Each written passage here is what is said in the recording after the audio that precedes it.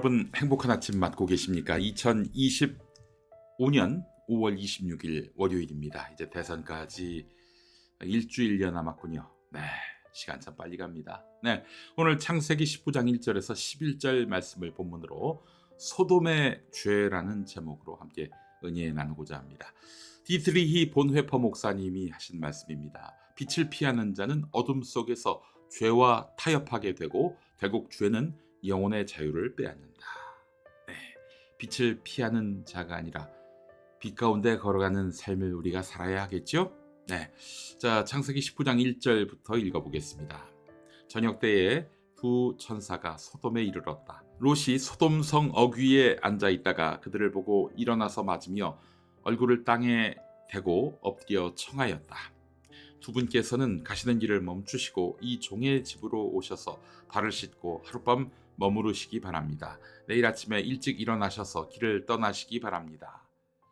그들이 대답하였다. 아닙니다. 우리는 그냥 길에서 하룻밤을 묵을 생각입니다. 그러나 롯이 간절히 권함으로 마침내 그들이 롯을 따라서 집으로 들어갔다. 롯이 그들에게 누룩 넣지 않는 빵을 구워서 상을 차려주니 그들은 롯이 차려준 것을 먹었다. 그들이 잠자리에 들기 전에 소돔성 각 마을에서 젊은이 노인 할 것 없이 모든 남자가 몰려와서 그 집을 둘러쌌다. 그들은 롯에게 소리쳤다. 오늘 밤에 당신의 집에 온 그 남자들이 어디에 있어? 그들을 우리에게로 데리고 나오시오. 우리가 그 남자들과 상관 좀 해야 하겠소. 롯은 그 남자들을 만나려고 바깥으로 나가서는 뒤로 문을 걸어 잠그고 그들을 타일렀다. 여보게들 제발 이러지 말게. 이건 악한 짓일세. 이것 보게 나에게 남자를 알지 못하는 두 딸이 있네. 그 아이들을 자네들에게 줄 터이니 그 아이들을 자네들 좋을 대로 하게. 그러나 이 남자들은 나의 집에 보호받으러 온 손님들이니까 그들에게는 아무 일도 저지르지 말게. 그러자 소돔의 남자들이 롯에게 비켜서라고 소리를 지르고 나서 이 사람이 자기도 나그네 살이를 하는 주제에 우리에게 재판관 행세를 하려고 하는구나. 어디 그들보다 당신이 먼저 혼 좀 나 보시오 하면서 롯에게 달려들어 밀치고 대문을 부수려고 하였다. 안에 있는 두 사람이 손을 내밀어 롯을 안으로 끌어들인 다음에 문을 닫아 걸고 그 집 대문 앞에 모여든 남자들을 젊은이 노인 할 것 없이 모두 쳐서 그들의 눈을 어둡게 하여 대문을 찾지 못하게 하였다. 네, 11절까지입니다. 오늘 우리가 함께 나눌 말씀은 창세기 19장 소돔과 고모라 이야기입니다. 이 말씀은 오늘날 우리에게 어떤 의미로 다가올까요? 저녁 무렵에 두 천사가 소돔성에 도착합니다. 아브라함의 조카 롯은 성문에 앉아 있다가 그들을 보고 환대하면서 집으로 초대합니다. 당시 고대 근동 사회에서는 손님을 환대하는 것이 매우 중요한 덕목이었습니다. 그러니 아브라함도 하나님과 천사 둘을 극진히 대접하지 않았습니까? 손님을 지키는 것이 곧 자신의 명예와 책임과 직결됐습니다. 롯은 음식을 대접하고 잠자리를 내어드리며 극진히 모셨습니다. 그런데 밤이 됐습니다. 소돔성에 남자들이 몰려옵니다. 롯의 집을 둘러싸면서 천사들을 내어놓으라고 합니다. 그들은 욕보이려는 악한 의도를 가지고 있었습니다. 상관하겠다 이런 말을 했는데 이건 결국 이 천사들을 겁탈하겠다라는 뜻입니다. 성폭행하겠다 이런 뜻이에요. 롯은 이걸 막기 위해서 집 밖으로 나가서 군중과 대화하며 천사들을 보호하려고 합니다. 그런데 그 방법이 매우 충격적입니다.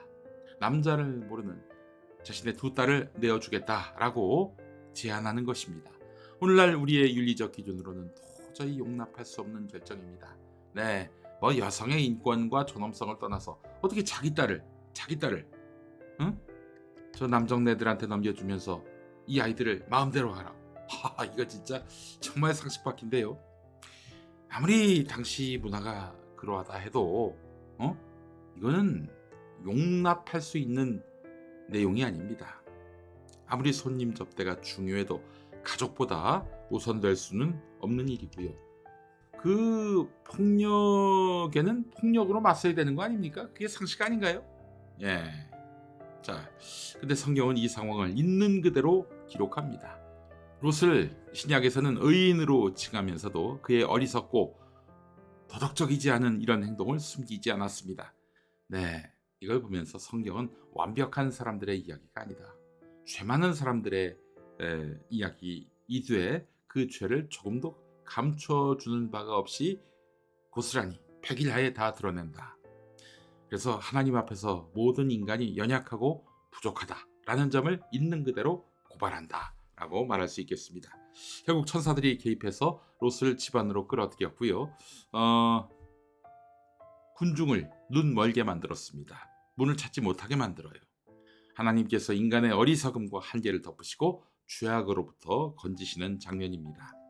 이 이야기 핵심은 롯의 행동이 아니라 소돔성 전체가 얼마나 타락했는지를 보여주고 있는 대목이에요. 네, 하나님께서 소돔과 고모라를 왜 심판하려 하셨는지를 보여주는 장면이라 하겠습니다. 와, 청년 노인할 것 없이 남자를 겁탈하러 왔다. 혹자는 이걸 두고 동성애를 반대하는 하나님의 뜻이 담겨 있다 이렇게 얘기하는데, 여러분, 동성애라니요. 애라니요. 저게 사랑할 애자의 애입니까? 그냥 이건 폭행이에요. 폭행. 네, 이성 간의 성폭행도 범죄지만 동성 간의 성폭행도 범죄지요. 범죄가 가득했던 땅, 바로 소돔과 고모라였습니다. 이런 예화가 있어요. 제 옛 직장 사장이신 김장환 목사의 설교집에 나와 있는 내용인데, 소돔과 고모라가 멸망하기 전 한 선지자가 거리를 돌아다니면서 붉은 글씨로 회개하라 라고 쓴 푯말을 들고 외쳤다고 하는데, 사람들이 전혀 관심을 보이지 않았다고 합니다. 몇 달이 지나도록 선지자는 여전히 외쳤고 목청껏 높여서 얘기하니까 한 남자가 화를 내면서 말을 합니다. 당신의 말을 듣는 사람은 아무도 없어. 이제 그만두시오. 이 선지자가 뭐라고 말했는 줄 아십니까? 처음에는 사람들을 변화시키기 위해서 내가 외쳤어. 그러나 이제는 내가 당신들에게 물들지 않기 위해서 외치고 있는 것이요. 네.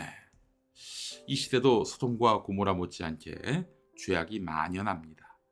거룩과 도덕이 조롱받고 정의와 진리가 외면당합니다. 그럴수록 우리는 죄악의 도성에서도 의롭게 살기 위해 하나님 앞에 서야 하는 것입니다. 완벽하지 않아도, 실수하고 넘어지더라도 하나님께서 우리를 붙드시고 죄에 물들지 않도록 지켜주시기를 기도해야 하는 것입니다. 그리고 우리 역시 이 세상의 어둠 속에서 나는 그들과 같아지지 않겠다, 이런 마음으로 믿음의 길을 걸어야 하지 않겠습니까? 롯의 실수나 타락한 도성을 보면서 나 자신을 돌아보고 그들을 꾸짖기에 앞서 나도 저들과 동화될 수 있다라는 생각을 가지면서, 경각심을 가지면서 하나님의 은혜를 구하며 사는 삶을 우리가 살아야 하지 않겠습니까? 자, 기도하시겠습니다. 사랑의 하나님, 오늘 롯과 소돔의 이야기를 통해서 우리 안의 연약함과 이 시대의 어둠을 돌아보게 됩니다. 세상 속에서 죄가 정당화되고 거룩이 조롱당하는 시대 속에서도 우리가 의로움을 지키며 살 수 있도록 도와주옵소서. 하나님, 죄악의 도성에서도 의인의 길을 포기하지 않게 하시고 나 자신이 이 세상에 물들지 않게 인도해 주옵소서. 우리의 마음을 지켜주시고 날마다 주님 앞에서 거룩하게 살아가도록 인도해 주옵소서.